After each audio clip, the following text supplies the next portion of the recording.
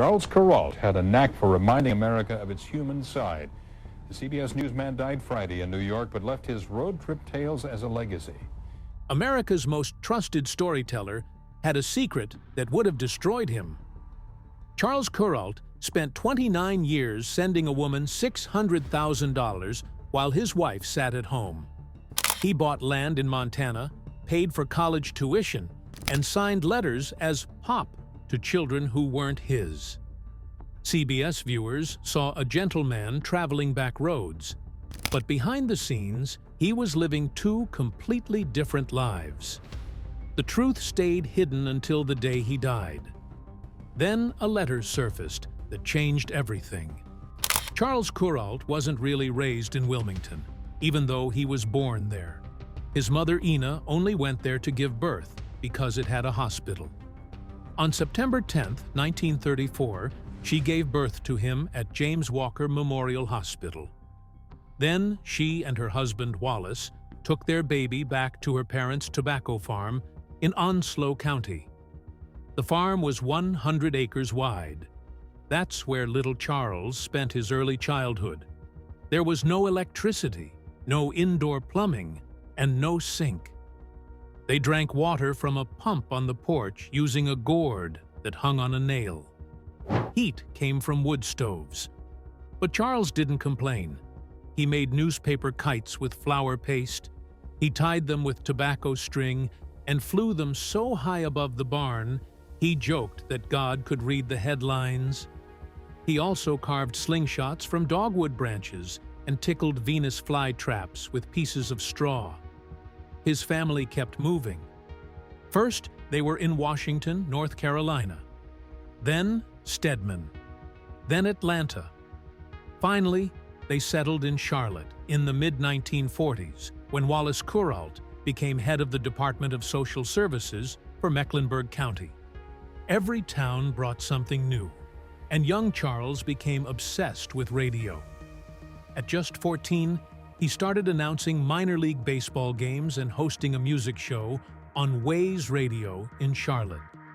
That same year, he won a local writing contest for a sports story about a dog that interrupted a baseball game. He was attending Alexander Graham Junior High from 1945 to 1948, and his teacher, Ann Batten, taught him journalism. He wrote a column called The Kaleidoscope for the school paper. Then something incredible happened. In 1948, when he was still 14, Charles won the National Voice of Democracy contest. Only 4 people won it that year. He received a $500 scholarship and was flown to Washington, D.C., where he got to meet President Harry S. Truman in the White House. He also delivered his winning speech at Colonial Williamsburg, standing on the same spot where Patrick Henry once shouted, "If this be treason, make the most of it." Charles later said his speech was meant to feel like that same kind of bold American spirit. The contest had only existed since 1946, so he was one of the first winners in the country. This moment showed the world how gifted he already was, even before high school ended. His summers were spent working in tobacco fields with his grandparents in Onslow County. He'd collect leaves during harvest season, hand them to someone called a stringer, and those would be tied onto wooden sticks for drying. They'd hang them in log barns. But what he really loved were the 50-mile trips to the tobacco market in Kinston. His grandmother, Rena, would load up their wagon with cured tobacco, hitch up the mule, and they'd go. During those rides, she'd tell him stories about bandits who robbed farmers coming back from market. She said that's why wagons used to travel with riflemen at the front. Charles would pretend he was guarding them, always watching for make-believe outlaws. These memories became the roots of how he told stories later on TV. He also saw things most white children didn't. Growing up in the segregated South, Charles went to all-white schools, but he could see what was happening to black people. Police in Charlotte were often violent. The local black newspaper, the Charlotte Messenger, wrote about officers beating people in the streets. His father's job as a social worker showed him even more inequality. This all stayed with Charles. Later in life, he never preached politics on TV, but he always made sure to tell stories that gave a voice to people who were often ignored. That was his way of standing up. At Central High School, between 1948 and 1951, he wasn't just another student. He was known as the most talented writer in the school. His classmates voted him most likely to succeed in 1951, but he was already succeeding. At 14, he was a radio announcer. That year, he won the Voice of Democracy contest, shook hands with a U.S. president, and earned $500. That would be worth over $5,000 today. He edited the school paper so well that actual reporters started noticing him. He entered the University of North Carolina at Chapel Hill in 1951, and his work there was staggering. He majored in history, but also worked for several radio stations including WNC and WCHL. He covered football and basketball games, made radio documentaries, and kept up his grades. He joined the St. Anthony Hall Literary Fraternity, showing he wasn't just smart with news, he was a thinker too. His classmates couldn't believe how he managed to do so many things at once. He could write a full script, record it, and then go take a history exam without missing a beat. In 1953, when he was only 19, he worked part-time at Ways Radio in Charlotte. This wasn't a college job. He was doing professional broadcasts, calling baseball games with the same smooth delivery that later made him famous. He spoke like he was sitting next to you in your living room. While others barked out stats, Charles told stories, and people loved it. The station got phone calls praising him. Managers couldn't believe he was still just a teenager, but he had something different. A calm voice that made people feel like they were being seen and heard. By 1954, he became editor of the Daily Tar Heel, the student newspaper. And he wasn't afraid of anything. He wrote angry editorials against racial segregation, knowing full well it would upset many people. Some called him a communist.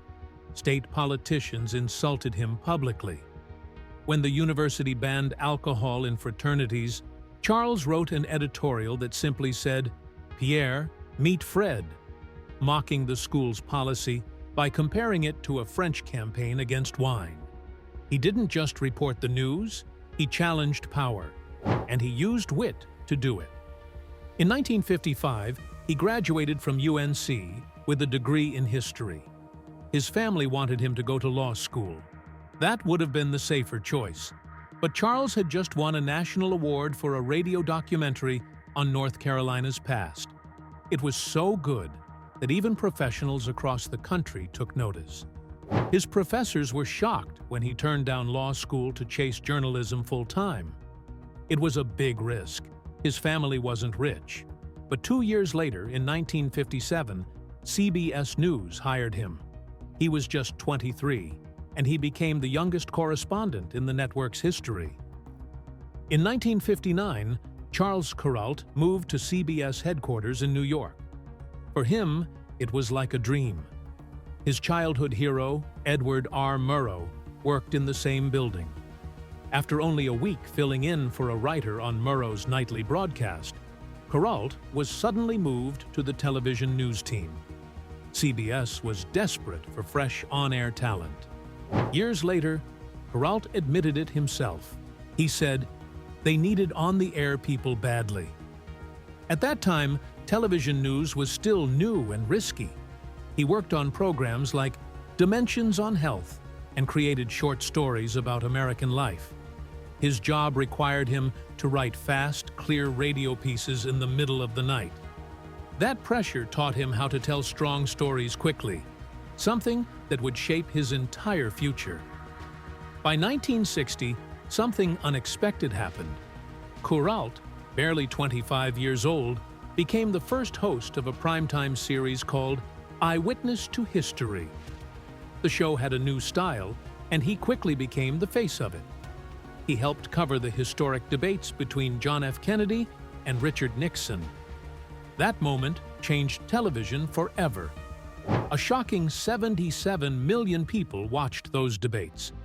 That was more than 60% of American adults at the time. A major magazine called Variety praised him, saying he was young, good-looking, full of poise and command. He didn't seem dramatic or fake. He made people feel they could trust him. What made it even more incredible was that he was still learning how to do television while covering one of the most important political events in U.S. history. In 1961, CBS gave him a much bigger challenge. They sent him to Rio de Janeiro, Brazil, as their chief Latin American correspondent. He was still in his 20s. His job was to cover 23 countries. The dangers were real. There were street riots, revolutions, and constant fear. One wrong move could mean injury or worse. He had to report from places where governments were falling, and violence was part of the daily news. He stayed in that role until October 1962, right when the Cuban Missile Crisis made the whole region even more unstable. Every report he sent back proved he could handle chaos with calmness. He was becoming more than just a reporter. He was becoming someone people depended on. When he came back to the United States in 1964, the country was changing fast. There were protests, war, and civil rights struggles. Kuralt was right in the middle of it all. His coverage of Vietnam was terrifying. He remembered one assignment where he and his crew followed a group of Vietnamese Rangers. They were ambushed. He said, "Half the company we were with got killed. We were lucky as hell not to get killed." In 1965, he made a Christmas special from Vietnam. In one heartbreaking scene, a soldier was shot right in front of the camera. He also went to Selma, Alabama, during the civil rights marches. His quiet way of interviewing people brought out emotions that made people stop and think. He was just in his 30s, but he was already capturing the most dangerous and emotional moments of the decade. By 1967, Kuralt was exhausted. He felt tired of competing with other reporters and trying to chase big stories before someone else did. He wanted something different. He told CBS executives that he needed to get out of the office. His idea was strange. He said, "How about no assignments at all? How about 3 months of just rolling down the Great American Highway just to see what I could see?" His inspiration came from a book by John Steinbeck called Travels with Charlie. At first, CBS didn't take the idea seriously. They thought it was a joke. But one executive gave him a chance. The only condition was to keep the costs low. In fall 1967, Kuralt and cameraman Isidore Bleckman set out in a rented motorhome. It wasn't fancy. The seats were dirty. The fridge only had beer and soda, and they lived mostly on peanut butter and crackers. Every morning, they looked at a map and picked a town about 100 miles away. Then they drove. That simple idea became something historic. Over the years, they used 6 different motorhomes and traveled more than 1 million miles. They created 500 segments across 48 states. And with each story, Kuralt found something most news shows had forgotten: kindness, honesty, and meaning in everyday people's lives. The very first On the Road segment aired on October 27, 1967. It was about a couple named George and June Butler, who made maple syrup in Jacksonville, Vermont. George said something beautiful on camera. He said, "You can get color and you can get sound, but you can't get smell. And the aroma is one thing. Maybe it's the osmosis of the sap getting in your system." They didn't do it for money. He said, "It's the real joy of being in the woods." That story set the tone for the entire series. It was simple, honest, and warm. Viewers fell in love with it. By 1968, they had already traveled 50,000 miles. One unforgettable moment was an interview with a 99-year-old bricklayer in Iowa. He was still working. That story made the ratings jump. People couldn't believe it. Kuralt kept meeting people like that. He interviewed a 104-year-old jogger. a man who lived in a house made of beer bottles, a woman who owned the world's largest ball of string. He once said they found wrestlers and jugglers and mountain climbers, traffic cops, tattoo artists, gandy dancers, sheep shearers, bagel bakers, horseshoe players, rodeo riders, sorghum makers, and seashell collectors. Every story felt like a quiet celebration of life. In 1970, the show changed forever when producer Shad Northshield joined them. He brought mobile editing tools. That meant they could now edit their footage on the road instead of going back to New York. It saved time, saved money, and kept the show moving. It was a big breakthrough. Now they could stay out longer, travel farther, and still meet CBS deadlines. This helped On the Road grow even bigger, and it made Kuralt feel free. Without that upgrade, the series might have ended much sooner. Then, in 1972, Kuralt created one of his most powerful segments. It was about old hobos riding trains in California. These were men who had lived outside of society for decades, riding the rails and sleeping in camps. Most people had forgotten them, but Kuralt didn't. He spent time with them, listened, and treated them with dignity. That story won him an Emmy Award. He knew the hobo life was disappearing forever. Highways were taking over, and that world was fading fast. But because of Kuralt, their stories were saved. In the 1970s, Charles Kuralt's On the Road became something truly special. He had already been traveling across America, but during these years, everything came together. He and his small crew filmed over 600 short stories. People across the country stopped what they were doing to watch. Time magazine even called them 2-minute ceasefires because they were the quiet moments during a time filled with chaos, riots, protests, war. While the rest of the news showed violence and division, Kuralt showed something else. He showed people. He showed hope. He didn't take highways. He hated them. He once said, "Highways let you drive from coast to coast without seeing anything." So he took the back roads. He traveled more than 1,000,000 miles and wore out 6 motorhomes. What he found was the real heart of America, and people loved him for it. In 1975, he won his second Peabody Award for this work. They called him a Bicentennial historian and praised how he captured the stories of America's people and land. One story in 1974 stood out more than most. It was about a small school in Montana and a teacher named Ira Perkins. He had been teaching in that same little schoolhouse for 53 years. He started back in 1933, during the Great Depression, when he made just $60 a month. That was only $420 for the whole year. But he never left. He even taught the grandchildren of his very first students. Every morning, he'd start the day with dancing to wake the kids up and teach them manners. In that one-room school, one grade would do math while another read history. It was simple, but it worked. Kuralt showed all of that with quiet respect. In 1975, he began something even bigger. A wagon train was traveling from Valley Forge to California to celebrate America's 200th birthday. Kuralt joined them. It became a new series called On the Road to 76. He promised to visit all 50 states.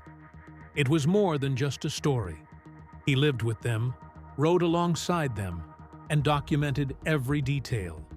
The Peabody judges gave him another award, saying he proved that the pioneer spirit still lived on. They loved how he found deep meaning in small towns and how he gave life to forgotten places. In 1976, he told a story about a blind man who tried to climb Mount McKinley. That mountain is now called Denali, and it's the tallest in North America. The man couldn't see, but he climbed anyway. Kuralt showed the whole country what courage really looked like. People couldn't stop watching. He said that heroes weren't on movie screens or in politics. They were our neighbors. That episode became a model for many more. It was about grit, hope, and the quiet power of ordinary people. In 1977, On the Road turned 10 years old. Kuralt celebrated by showing something as simple as small-town barbershops. But in those places, people talked about everything: sports, politics, heartbreak. It wasn't just a haircut, it was a gathering place. That year, he also revealed that when he first pitched the idea to CBS, he only asked for 3 months. No big plan, no assigned stories, just 3 months on the road. He ended up doing it for 25 years, but it wasn't easy. The motorhomes broke down, he slept in tight, cold places. The roads were unmarked. Still, he never stopped. In 1979, he turned his lens to something new: endangered animals. On the very first episode of CBS Sunday Morning that aired on January 28, 1979, Kuralt stood in the cold winds of Cobscook Bay, Maine, to talk about bald eagles. He said, "Someday, if you are in the right place, and if you are lucky, you will look up and see an eagle on the wing. It's a sight to stop your heart." There were only a few left. That line stayed with people. It wasn't just nature.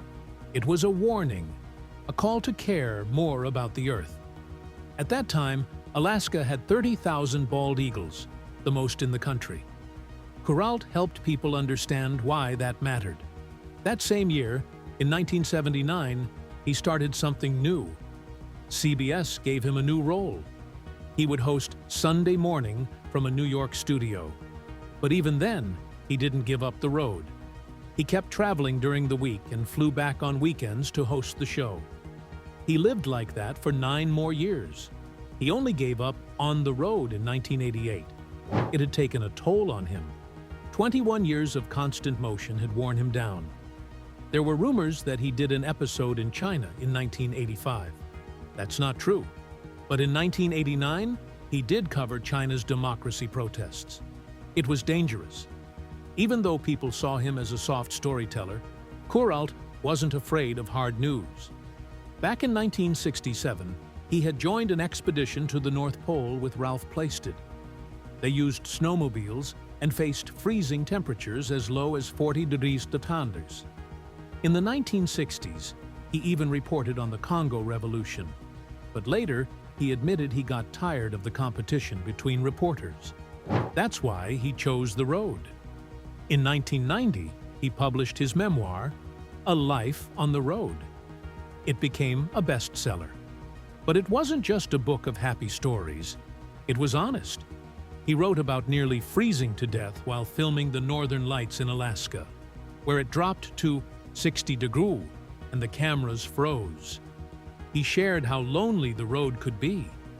Sometimes, he said, he went weeks without a real conversation. He once got food poisoning in Louisiana and ended up in the hospital for 5 days. Another time, he was nearly bitten by a rattlesnake in Arizona. He even admitted that he sometimes pulled over just to scream at the sky. It got to him. The road wasn't always kind. But even with all that, Sunday Morning thrived. Under his leadership, it won 3 Peabody Awards in 1979, 1982, and again later. One of the show's most famous parts was a 90-second video of nature. No words, just the changing seasons. Each one took 3 to 5 days to film. Sometimes, the crew would wait for hours just to capture the perfect lighting or animal movement. Kuralt wanted it done right. He'd redo voiceovers up to 12 times if one word felt off. He chose every single story himself and rejected dozens each week. People started waking up early on Sundays just to watch. Over 6 million Americans were tuning in by the early 1990s. He retired on April 3, 1994. He was only 59. Many thought he'd be given the Presidential Medal of Freedom in 1996, but he wasn't. Still, he received other honors. He was added to the Television Hall of Fame and given the Walter Cronkite Award for Excellence in Journalism. He didn't slow down. He launched a new series called An American Moment, airing short stories 3 times a week. He also hosted I Remember, looking back at major moments in history. On June 1, 1962, Charles Kuralt stood in a New York City Hall courtroom and married a woman named Suzanne Petit Baird. The whole ceremony lasted just 1 minute. To anyone watching, it looked like a simple, fast wedding between a rising journalist and a smart lawyer. Petit had no idea that this moment would mark the beginning of a 35-year lie. Just 2 years before, Charles had divorced his college sweetheart, Sori Guthrie, after marrying her in 1954. Now with PT, he promised to build a life on the Upper East Side of Manhattan. But within 6 years, everything would begin to unravel. Just not in a way she could see. In 1968, Kuralt met a woman named Patricia Shannon in Reno, Nevada. Patricia was a divorced mother of 3 who had become known for her community work. That summer, after the deaths of Martin Luther King Jr. and Robert Kennedy, tensions were high across the country. Kuralt had just started his On the Road series at CBS and used that as a cover to travel often. When he met Patricia, something happened. He showed up at her door with 3 dozen roses and took her to dinner. They stayed up all night talking in a motel lounge. That moment sparked a secret relationship that would last 29 years. By 1969, Charles Kuralt had helped Patricia get a divorce. He moved her and her children briefly to New York, then to Colorado, so they'd be far enough away. That same year, he started sending her money. Lots of it. Over the next 10 years, he gave her about $600,000. That's worth over $4 million today. He helped her start a landscaping business, paid for her to study in London, and bought her homes in San Francisco. While his legal wife was handling finances and social events in New York, Kuralt was secretly raising another family on the other side of the country. In 1970, Kuralt bought 20 acres of land in Montana by the Big Hole River. He and Patricia built a cabin there. He told Petey it was just a fishing spot. But every September, he disappeared for weeks. Not alone, but with Patricia. He even bought an old schoolhouse nearby and spent $180,000 fixing it up into a writing office where he planned to retire with her. He later expanded the land to 90 acres. It was more than a secret hideaway. It was a full second life. By 1971, he was signing letters to Patricia's kids as Pop. He gave her son his first baseball glove, taught her daughter to drive, and sent them both to college. He paid tuition, attended holidays, and treated them as his real children. He called Patricia almost every night and visited every 2 to 3 weeks, even during the busiest times of his career. While CBS viewers saw a kind, down-to-earth storyteller, behind the scenes, he was living a lie so complete, it touched every part of his life. He didn't stop there. In the 1980s, he started bringing Patricia's son along on CBS assignments and even to political conventions. He showed him off like a son. Meanwhile, his real wife was alone in New York, thinking he was just working hard. At one point, he even bought Patricia a $50,000 cottage in Ireland, another secret gift to support the life he had built with her. In June 1997, Kuralt was dying from lupus in a New York hospital. He could barely move. Just 16 days before he passed, he wrote Patricia a letter saying, "I'll have the lawyer visit the hospital to be sure you inherit the rest of the place in MT, if it comes to that." It was his last attempt to protect what he had built with her. 3 months earlier, he had secretly given her $80,000 to buy 20 acres of the land, pretending it was a regular sale. But now, he was making it clear. He wanted her to have the whole Montana property. Kuralt died on July 4, 1997. At his funeral, Patricia Shannon showed up with the letter in her hand. That moment shattered everything. PT, who had been his wife for 35 years, had no idea. She learned right there that her husband had a second family.